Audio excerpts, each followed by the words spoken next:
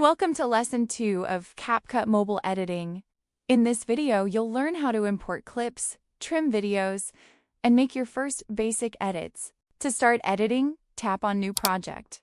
Select the videos or photos you want to edit, then tap Add to bring them into the timeline. This is your timeline.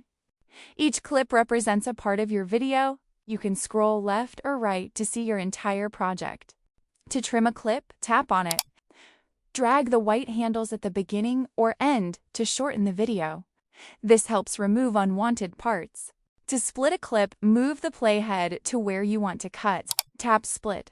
This allows you to delete or rearrange parts of your video. You can change the order of your clips by pressing and holding a clip, then dragging it left or right. To remove a clip completely, tap on it and select Delete. That's it for Lesson 2, so you now know how to import clips, trim videos, and make basic edits in CapCut.